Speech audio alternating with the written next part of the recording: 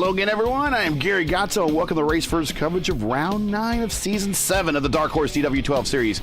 Coming to you today from MOTEGI.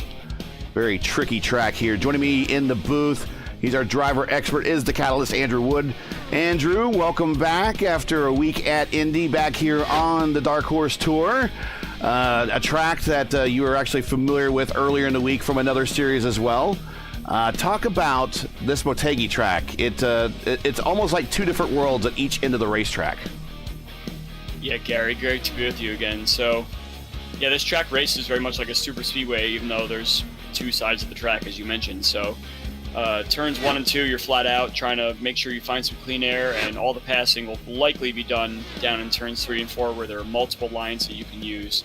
And these guys are definitely going to be exploring. They were probably doing that a bit in the pre-race practice session. So it's going to be interesting what these guys have figured out and what they'll figure out as the race goes on as well. We are going through qualifying at the moment. 2:08, 2:07 left to play. Christopher Reagan making a visit from the Lionheart side of the house, provisionally on the pole to 2:05.114 mile per hour lap. Right next to him is the Murph. He is a 2:04.959. Currently watching stock car driver Matty Wagner. There's a long joke to that one. I'll have to explain it later. But anyways, Wagner currently taking laps in here, and we'll see what he checks in at when he finally takes a time.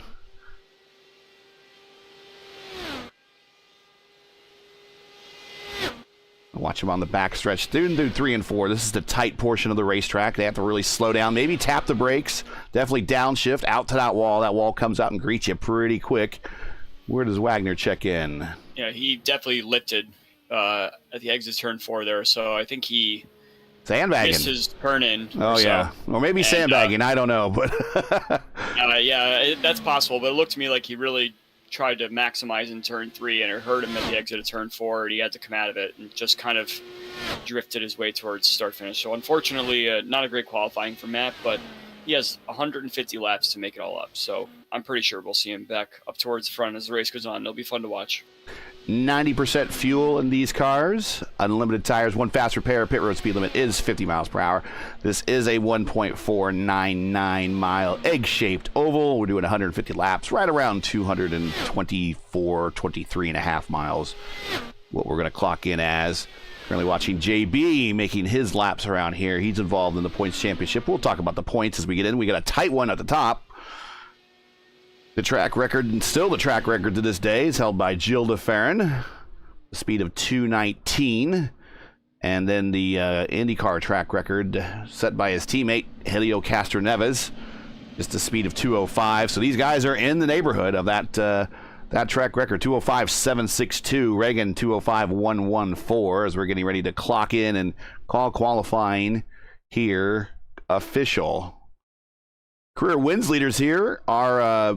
and again, we're going to mention him because he got a lot of he and his livery got a lot of TV time today in the Darlington race. Adrian Fernandez, of course, Suarez was doing his crossover or his throwback livery. It's kind of an homage to Adrian Fernandez. Fernandez had 2 wins here in kart, while Castroneves, Scott Dixon, and Lionheart himself, Dan Weldon, all have 2 here in IndyCar competition. Albeit Dixon, though, is the only driver to have the win on the oval and the road course. We'll get into the rest of what's going on here at IndyCar in the past as we get into this thing. But first, we got a starting lineup here that we got to read out to everybody. On the pole in his first race in the series, Chris Reagan with a 2:05.114. Right next to him, Eric Peterson, still looking for that long sought-after win here in the Dark Horse Series. 2:05.068. Mark Murphy lining up third. Eric Schaus involved in the points championship and lining up fourth. JB clocked in fifth. AJ Hobson sixth. Charlie Teed 7th, Casey Pahutsky in 8th, Joseph Morales starting 9th, Gary Lovern in his second race of the day in 10th,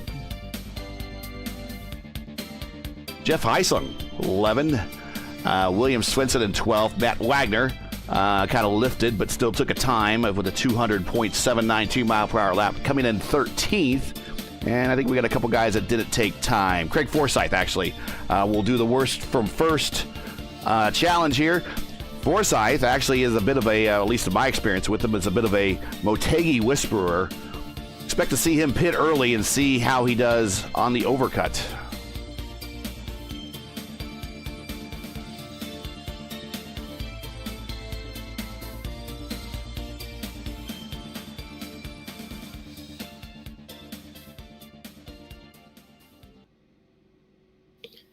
You were talking about Craig Forsyth during qualifying there, and I believe he actually was out of the session early on, so he was probably scrambling to get himself right back in again.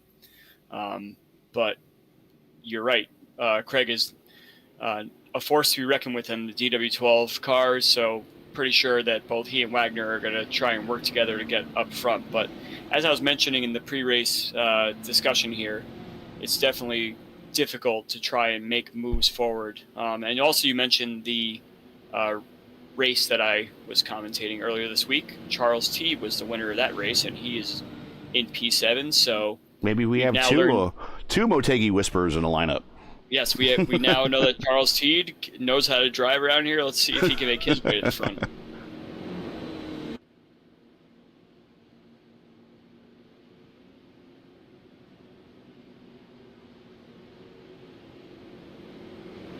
Down the backstretch. We're using a new camera pack today.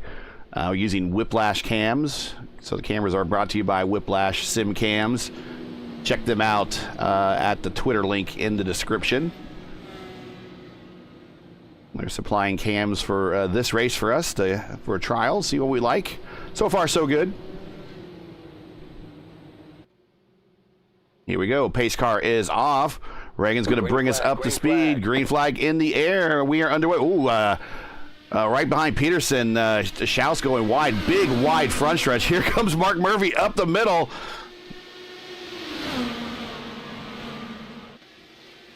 Oh, and Murph's going to passing several cars through turn 1 and 2 here. Yep. Yeah, that was a very disjointed start. I don't think the front row really understood when the green flag would come out, mistimed it, and next thing you know, we got a bunch of cars all piling into turn 1 and 2. But yeah, Teed is going to move up to P3 right now, so 7th to 3rd. Yeah, 4 spots already.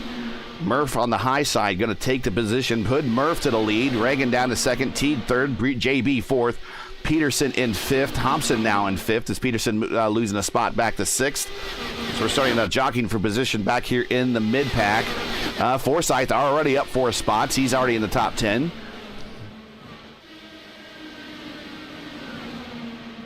Let's bring the ticker up, and there you go.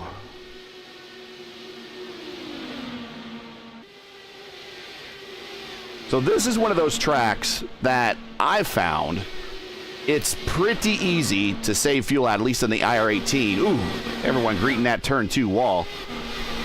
This is one of the tracks that I found that you could go engine map 5 and really keep the car behind you at bay for a very long time. And it's mainly because of turns 3 and 4 and getting around that final turn and getting a run, because your pass for any position really here at Motegi starts with a good run off of 3 and 4.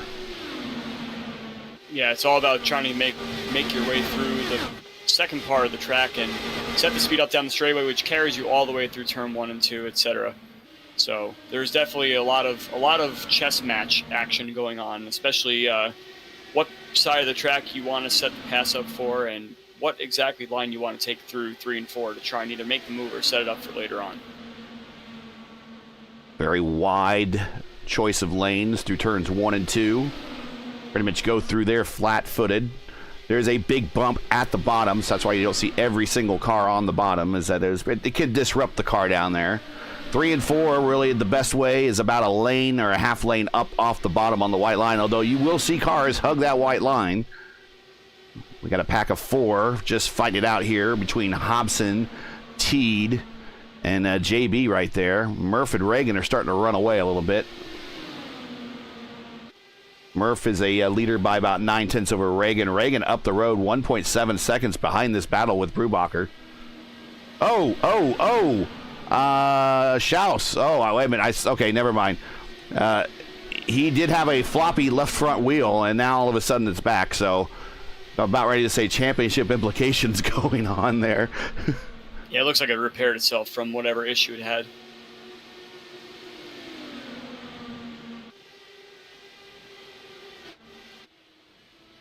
Here is the weather information. 106 degrees track temp. That's actually pretty high. 68-degree ambient temp, so it's kind of a battle of different worlds there. The engines are going to be making a lot of horsepower, but I'm going to guess at 106 degrees track temp, tire deg is going to be a little bit up there.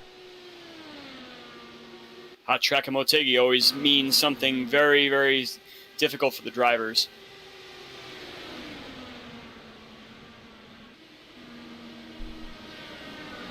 Starting to settle in a bit of a rhythm right now. Here's a battle between Hobson and Lovren for 5th.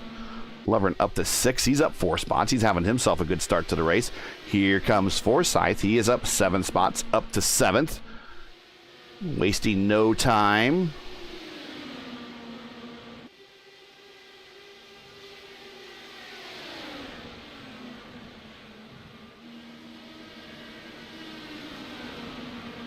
In between races today, I was watching a little bit of Craig's stream from when he ran the ERL 500, and he was in position there late in the race to get himself a nice finish, and unfortunately he just got tied up with some contact on turn 3, turned him around and set him into the wall. Ended his day just shy of the 500-mile mark.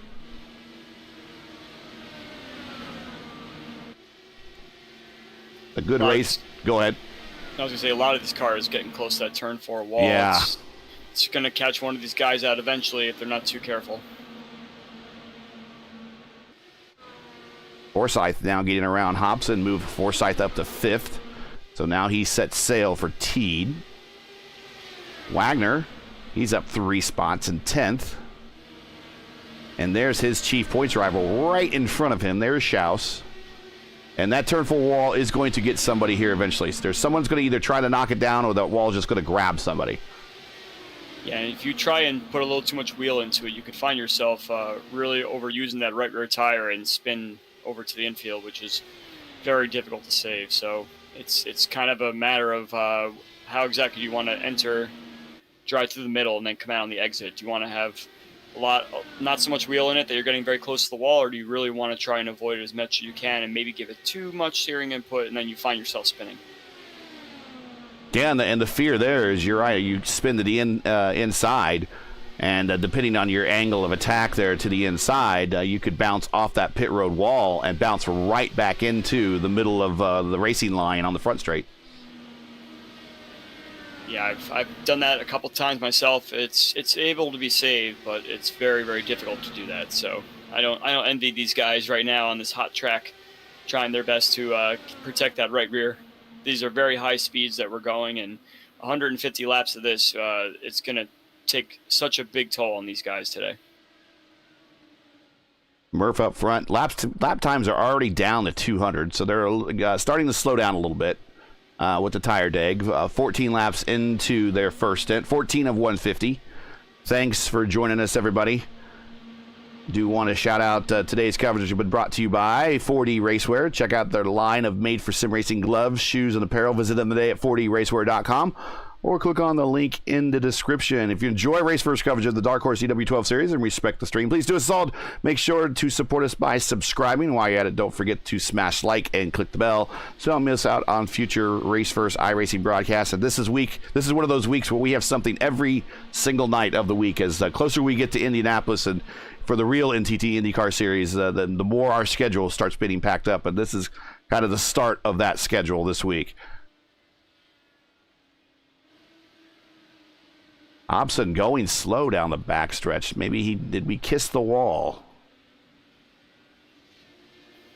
Watching the battle for third now, JB and Charles Teed, and now we got, who's this, Forsyth? Forsyth, yeah. All the way up from the back of the field now, threatening the top 3 here. Teed was not able to hold on to that third position a couple laps ago. He really fought JB hard for it, and that just brought Craig right into the mix. And now Craig is going to really work hard here to pick up that third spot, and I think he's got it. Yeah, he's well into that third spot. No surprise, he has the purple lap right there. You can see on the tree, the 3 next to the 63 on the tree to the left. With Forsyth in 4th. That purple 4 did a 27.2. It's getting very hectic down here at the bottom part of the top 10. We got cars kind of shifting spots every lap here. Some people taking spots, some people taking spots back, and that's the beauty of a track like Motegi. It races like a super speedway, so it's very easy to pass someone and then kind of like Hanford device syndrome here, to use a 90s term. You can get them right back again. So Wagner's in P8 right now, going for P7 against Gary Lovern. Couldn't quite get it done, but Peterson has dropped back since the beginning of the race here, and looks like he may lose a couple more spots if these guys can find the line and get by him. Schaus looking down the low side, not able to make it work. Bill still stay in the draft, going down the front straight. Getting underneath Lovern. And 1 and 2 is Wagner down there on the bottom. See that bump? There is a nasty bump down there. Which adds more fuel to the fire, why it's so difficult to make a pass complete in turns 1 and 2, just because you hit that bump, it unsettles the car, and if you're already down low as it is, it's very difficult to keep the speed down there. So you really have to send it super far down the inside of turn 1 if you want to try and make that work, but it's much easier to try and set up a nice draft and a nice run down to turn 3. JB now with the purple lap at 27.079. These guys are closing in on Chris Reagan in P2. And as you see here, Mark Murphy has pulled out almost a 3-second lead. And that's quite remarkable for a track like Motegi, where the draft means everything. And being able to kind of pull out of that draft and kind of do your own thing is hats off to Murphy. Yeah, the group of 3 lined up working together right now, led by Forsyth. Brubacher in the middle, Teed at the end of that train. They're working together. There we see Peterson and Lovern side by side coming off of 4. And the points leaders side by side going into 1. Yeah, these guys continue to go at it lap after lap. Schaus, Wagner, Gary Lovern up ahead. Peterson is kind of in the way, but he is the bridge to the next group up ahead of them for the draft. So I'm sure Gary is very comfortable just staying right where he is for the time being. Perhaps they can try and make some inroads on that group ahead a little bit later. But yeah, it looks like Schaus is coming through now. Here's Schaus. You know, run on Lovern underneath in 1 and 2. Low line's not necessarily the fastest line, but it's making it work right now in 1 2. You can carry a lot of speed on the high side. Lovern showed it right there. A lot of speed on the high side, especially on corner exit in 1 and 2. A lot of banking down there. It doesn't look like it, but there is. Not a lot of banking down here in 1 and 2. Got to kind of hold your breath a little bit if you're taking the high line, especially midway through the corner like Lovern did, because that turn 2 wall comes up very quickly. Now we're thinking about going 3 wide. We'll just stick 2 wide here. Wagner decides to follow someone he wants to follow through. And as you remember last week, these 2 guys, Schaus and Wagner, had quite a bit of consternation with the pit road situation and everything. So from enemies to friends, they become as they drop Gary down to P9 now. Side by side through 1. We'll show you the points just momentarily as we are watching this. There's only a couple more rounds left in the championship. This has big implications. Every little point is going to matter at the end of this championship. And we only have 3 more rounds left, including the Indianapolis 500 next month. And coming up after this will be New Hampshire, then Fontana. As that battle has kind of simmered down for now. But here is the points situation with the series. And we'll turn off that up overlay there so we can see the...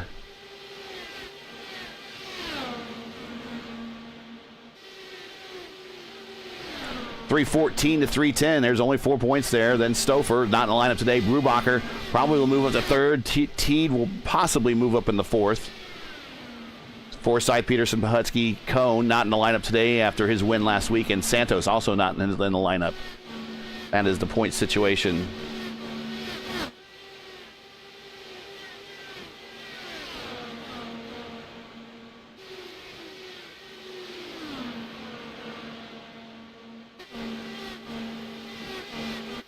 And we'll take a look.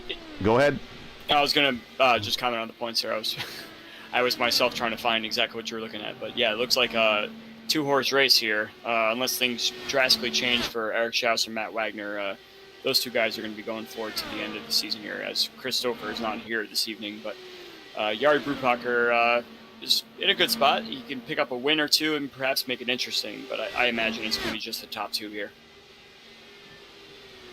And we're staring at the 4D car. Stand by. We'll give you a real quick ad for 4D. 10 seconds. We'll be right back.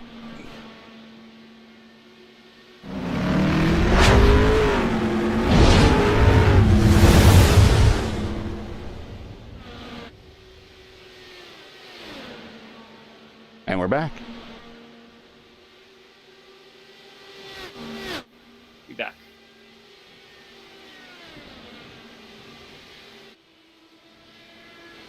$31 of 150, as now Forsyth is really running down Reagan here for second.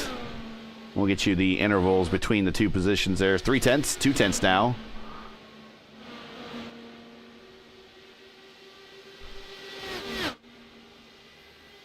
Meanwhile, up front, Murph is leader by 3.8 now. As we are, I would imagine we're getting to the verge of getting to our first stop here soon. Yeah, this is an interesting way to break this race up. 150 laps, it doesn't really fall into any windows or anything, so some of these guys could pit a little early if they wanted to, but I imagine that no one's going to want to pit early and then risk going a lap down.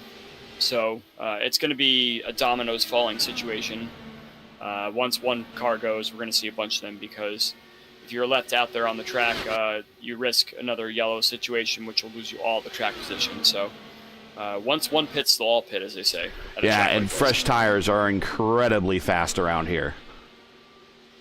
We just saw Forsyth get around Reagan, move him up to second, up 12 spots. 3 wide into turn 3. We got Schaus almost peeking down Matt Wagner and Eric Peterson, but Schaus backed out at the last second. But this battle continues to be spicy. Now that they've dispensed of Gary, Matt and Eric are now trying to get by Eric Peterson.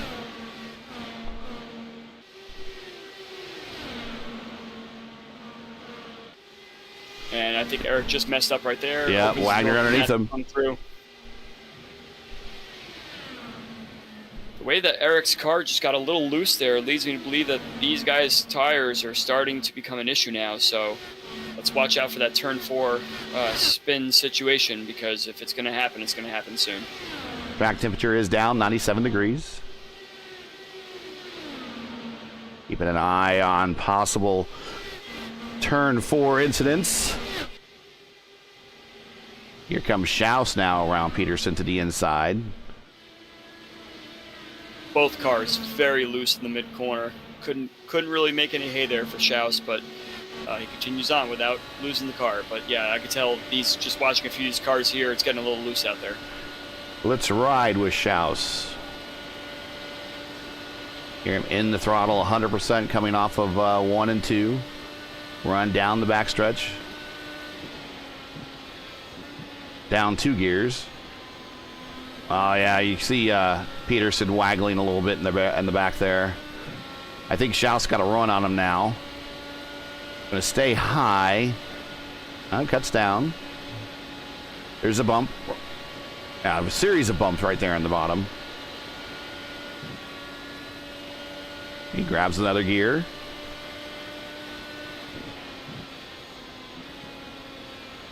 A little braking in that one. You saw Peterson get very loose all over again right in front of him there. So these guys are really fighting it right now. I imagine in the next 10-ish laps or so, these guys will be making their way in. I think he grabbed the wrong gear or something happened there, and he just lost a lot of ground. Yeah, it looks like Peterson. he might have touched the wall a tiny bit on the entry, kind of tried to widen it more than he wanted, and put a nice little rubber mark there on the entry to the turn 1 wall. Take a look at this battle further up front with Wagner. I was going to say, this track is very wide as it is, and I don't know why he'd want to make it wider, but here we are.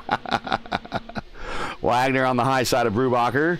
clear of that action and move Wagner up 8 spots to 5th. Next on his list is Charlie Teed, who is currently holding down the 4th spot. Reagan back to 3rd. Forsyth not really getting into Murphy too much, 5.1 seconds behind. Meanwhile, the Miller American right up front here all by himself.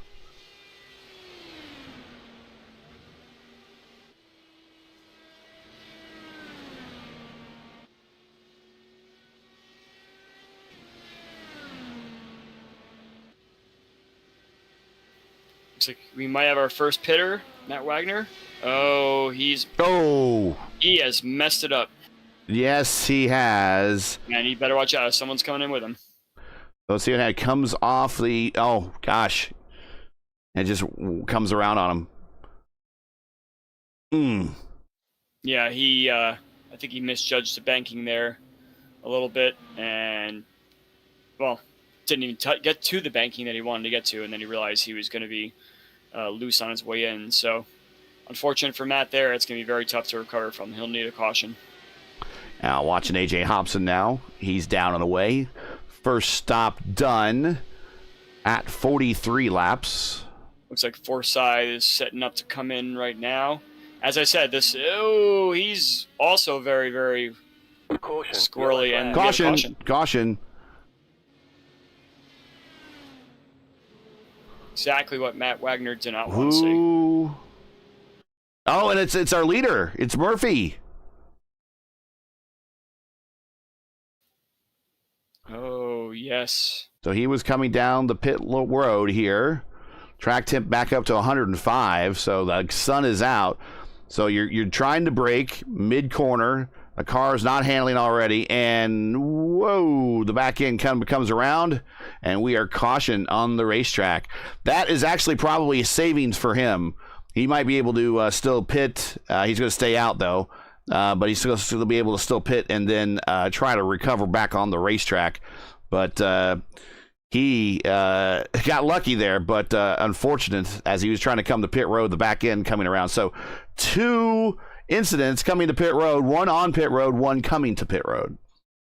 That was such a crazy pit sequence right there. We only got to see a couple cars come in, but it was it's proving very difficult for these guys to get into the pits. And I don't want to say that they didn't practice the pit entries during the practice session or anything like that, but it does seem a little strange that these drivers had such difficulty. We saw Wagner with his spin. We saw Forsyth with his almost spin coming in, and then Murphy didn't even really make it down there. So lessons learned for these guys.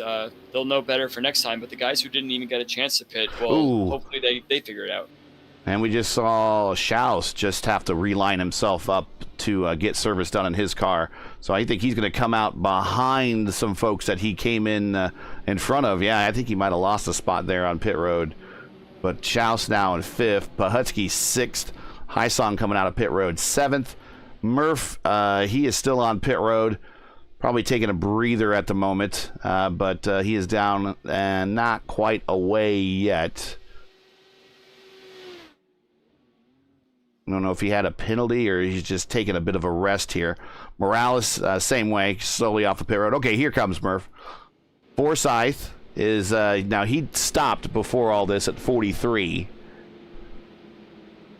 And he is on the lead lap, but he is not the leader. Reagan is shown as the leader. So Forsyth is going to get the wave around, as well as Lovern.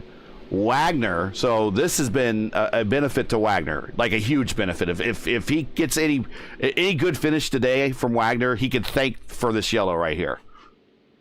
Yes, absolutely. I thought he would have definitely fallen a lap there, but it doesn't seem like that's the case. A.J. Hobson coming back down pit road one more time, maybe to just kind of do a bit of a top off, fall to the rear, work on getting that mileage. So the first stops occurred at 43, and that was green flag. Now the bulk of these stops are under caution. So we'll do the math and we'll see if it's what the possibilities are.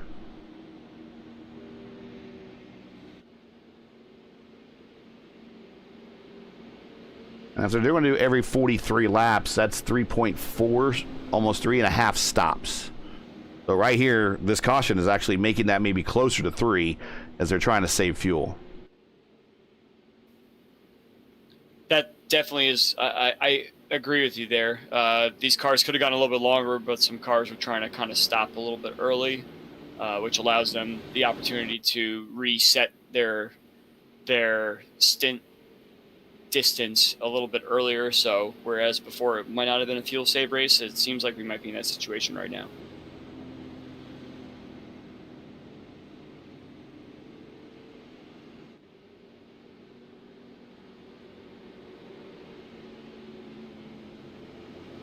And Matt Wagner says in chat, brake bias.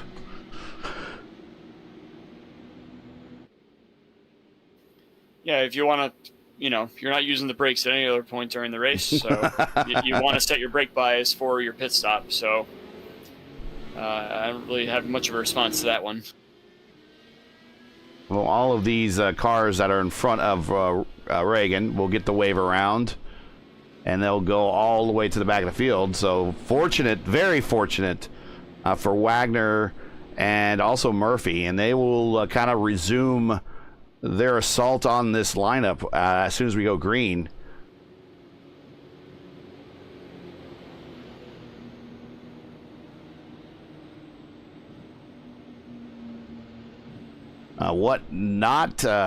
This has been beneficial for those guys that stopped early, right there at 43. Forsyth, Lovern, they are back in the pack here in 11th and 12th. Forsyth, especially when he came to pit road, he was in second spot, so this has not helped him any.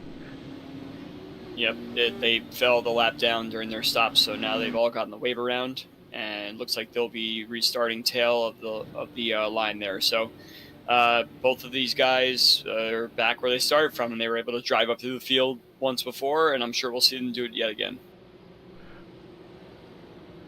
We'll reset the field one more time once we go green. Coming to green, Reagan's going to wait till the last second to take that high line. Green, green, green. And going green now. Reagan, your leader. Green flag, lap 48. Oh, Pahutsky just cutting across all 3 lanes. Going to go to the bottom. Going to try to sneak himself up to 4th. Schaus cutting underneath Peterson there. Here comes Haisong. Haisong's going to have a good run. Here's Wagner. Here's Forsyth in the back getting good runs. Right back there also is Mark Murphy. AJ Hobson stuck low. 3 wide. And there it is. There it is. Caution, yellow flag. You called it. Cold tires. Down on the white line. Loose already right there in that shot. And then he gets fully into... Oh, there's contact. That was with Pahutsky, unfortunately. Hopefully Schaus can get around. Are we going to tow? I think his engine just expired there, so he's going to have to tow. That car is junked for sure. Yeah, I'm wondering if Schaus may not have known there would be a car on the outside. I think he would have been in his line of sight, but Schaus was taking that corner as if there was no one there at the exit. So, or he might have mistimed it and might have wanted to try and get right on Pahutsky's left rear wheel, and maybe Pahutsky had a bobble and a little bit of misjudgment there, but definitely a racing incident in my eyes. Yeah. So no, not quite the turn 4 looseness that we discussed, but it's as close to it as you'll probably get. While we're waiting for this caution, let's go ahead and show the an ad from Dark Horse here, and we'll be right back. Welcome, race fans. This is Paul Page, the voice of IndyCars, and today we're excited to present another IndyCar event brought to you by the Dark Horse IndyCar Series. From the Unzers to Mears, Foyt, and Andretti, now it's Corley, Peterson, Davies, Gardner, and team. You can expect high speeds, incredible wheel-to-wheel action, and intense drama that you could only get in an IndyCar. So sit back and enjoy your favorite drivers from all over the world take the track. Dark Horse IndyCar drivers, start your engine.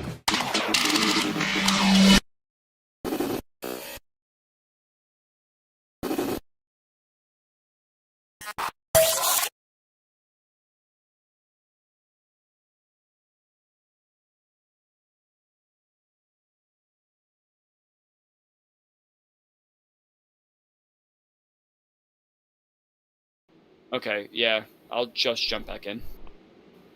Be back in a bit. All right, technical difficulties going on. We're going to get that straightened out, but we are back here at Motegi under caution here at lap 51 with an incident between Peterson and our points leader, Eric Schaus. Schaus had to tow to pit road. He's back underway. He does have the fast repair, but he is now down 2 laps. Now, the good news, he's the only car down 2 laps. The bad news is he's the only car down 2 laps.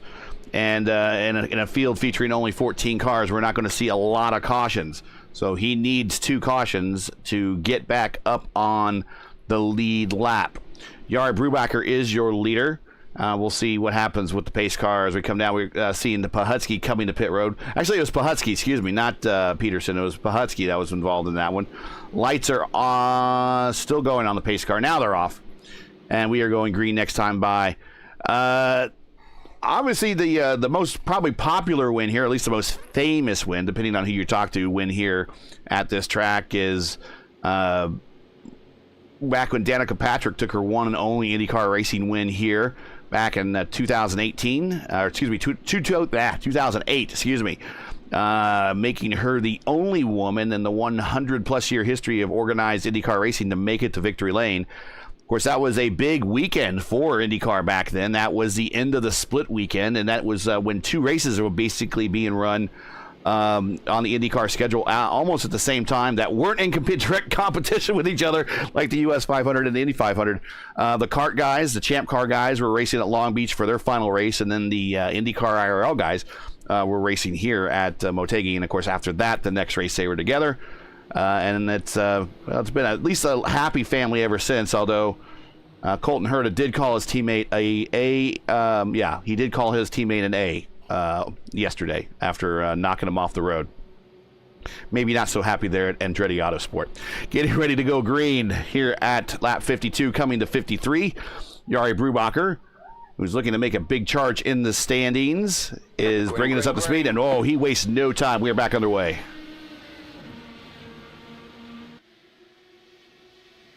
We're seeing the Dragon.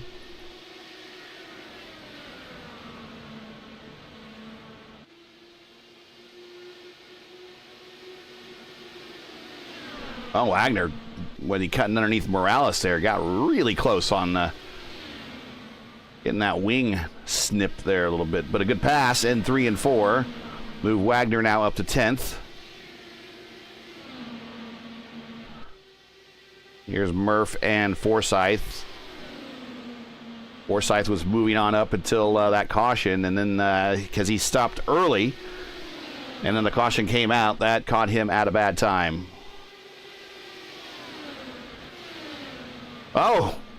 Wagner getting 2 positions at once between Lover and Highsong. Washed up, though. Lover's going to get a good run on the low side. Might get that position back. Wagner's going to stay up high in the bank and get a good launch down the backstretch. Going to cut down, make sure Highsong doesn't get that run on him. Now he's going to get the run on Lovern. Come to the inside in 3 and 4. And once again, Wagner getting the position.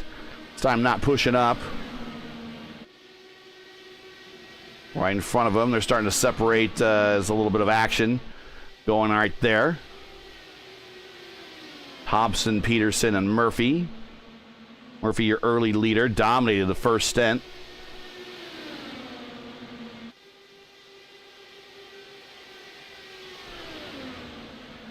AJ and Mark not giving any inches whatsoever going into 3.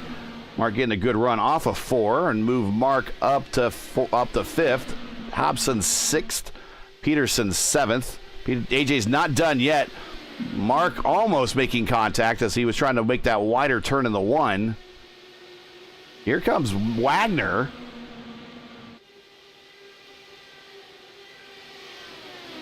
Morales on the inside here of Highsong.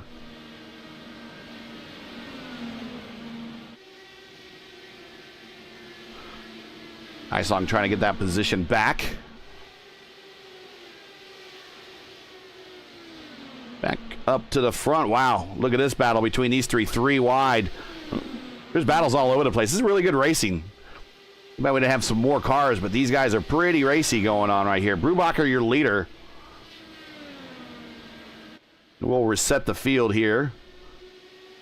If you're just joining us, this is Race First coverage of the Dark Horse DW12 Series coming to you from MOTEGI. We've completed 59 of 150 scheduled laps. Make sure to smash the like button, subscribe to the channel so you don't miss out on the next race. Brubacher is your leader, followed by Charles Teed. Right behind Teed is Chris Reagan. Right behind Chris Reagan, Forsyth, 2, 3, and 4, all within a half a car length of each other. On the high side, Forsyth trying to get a run off of 3 and 4 to get the position on Reagan. And he might be able to pull that off. Into the picture, here comes A.J. Hobson, although Reagan says no and slides down in front of him. Here comes Matty Wagner. Apologies for that. I had some technical difficulties there, but I'm back now. Sounds good. Looks like I missed quite a climb through the field for our unfortunate pit stop recipients there, Mr. Forsyth and Wagner. Yeah, Wagner is up to 6, Murphy 7th, Forsyth in the 3rd now. They were doing some 3-wide battling going through 1 and 2. Sneaking into the picture, A.J. Hobson, very racy at the moment. Getting a big run. Oh, almost into the wall on corner exit there in 2. Getting a big run on Reagan. Going to look to the inside going into 3 and 4. Reagan's going to stay high. Wagner's going to try to follow him through. Down to the bottom, getting the acceleration, pulling away. There is Hobson up to 4th. So meanwhile, Schaus back in 14th. Really no one to race right now. So he needs to, as we mentioned before, he's 2 laps down. And he needs 2 cautions. And he'll get 2 wave rounds. He'll get 2 lucky dogs.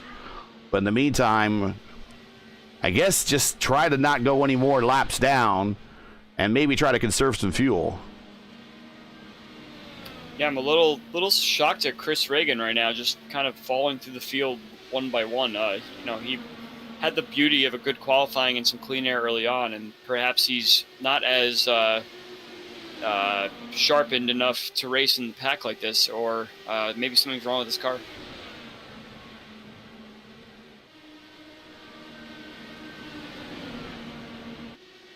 So Chris has been racing as of late over in the ISRA, which is Internet Sim Racing Association.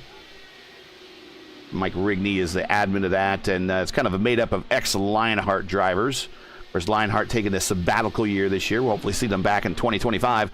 So a lot of drivers kind of gone over there and are participating in other formulas. They tried to get a DW12 series going, but no one was really interested.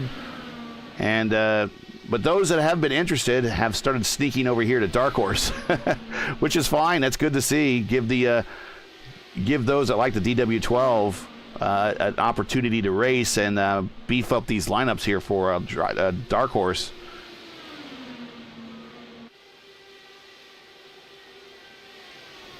Everyone seems to kind of be settling into a single file line right now, exception being Matt Wagner, who wants to put himself right back to where he was beforehand. But for the most part, no one seems to really be putting up much of a fight once Wagner has come to the field like that. And I imagine it was probably the same for Craig as well. People just want to get a full green run in and get a measure on how their car performs on older tires. And I think, as we mentioned before, there is a slim chance that we might be in a fuel save race right now. So guys like Matt and Craig are not worried about that, but other guys that are sitting in a single file line, just letting these guys get to the front and run their own race, may have other plans. Hobson starting to work on Forsyth now.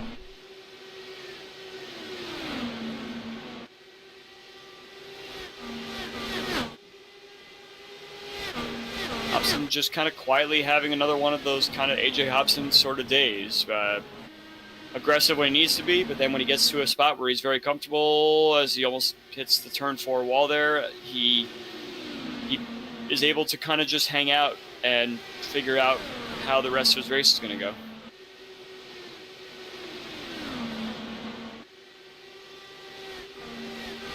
Watching Craig's car right now, and it seems that he's met his match up there with Charles Teed in second place. He's not able to close too much on him, but you could definitely tell by the way that Craig is driving that he's not satisfied with staying in third, especially because Yari is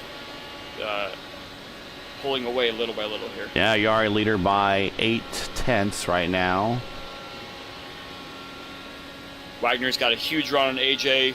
Charles T gave a lot of dirty air to both Craig and AJ, and Matt read it perfectly, and Matt's now up to P4.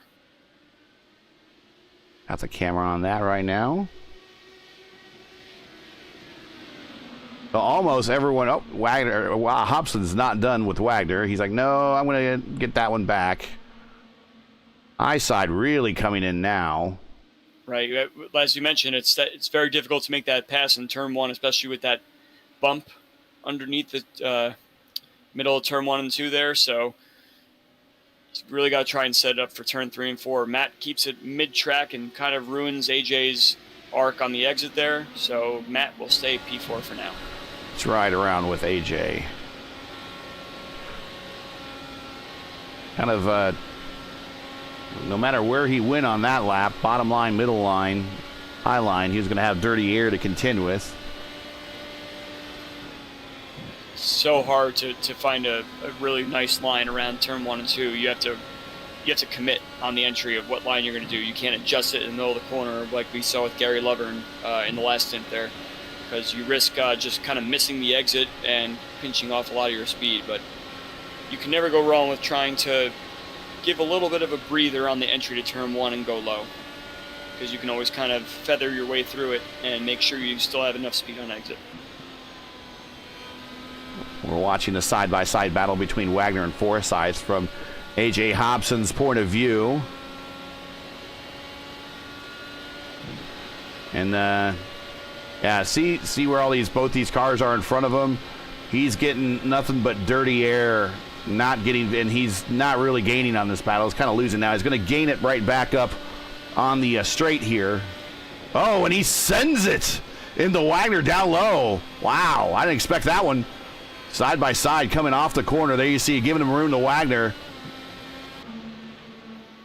Very loose on the bottom there for AJ, which is going to give Mark Murphy a nice little run on the outside. I don't think he quite has it there, but I think Murphy took the correct line through 1 and 2 to try and fight as much of the dirty air as he can.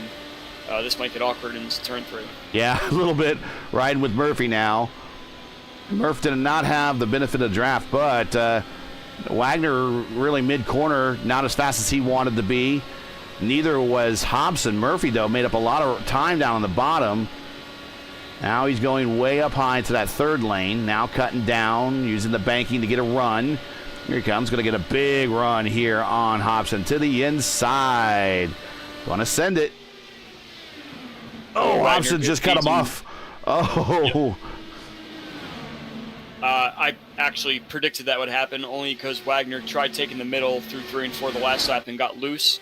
Hobson also got loose, so the middle line is really the one with the least amount of grip right now for some reason. So I think Wagner's got to figure himself out really soon here. Otherwise, he's probably going to get eaten up by both these guys. Ooh. Almost looked like a block, but it really isn't. It just so happened both guys wanted to pull out at the same time. Wagner and Hobson. Hobson just trying to get around. He seems like he's faster, but he's just not handling as well in the 3 and 4 side of things. Hobson down on the white line. Got a little squirrely there, possibly. Peterson sneaking into the battle here. All right, so that's going to finish with Hobson now moving back to 6. Murph and Wagner now up to 4th and 5th. Check out this battle for the lead, Bruin, though. Charles T has closed that gap on Yari. He's right up within about 3/10 of him.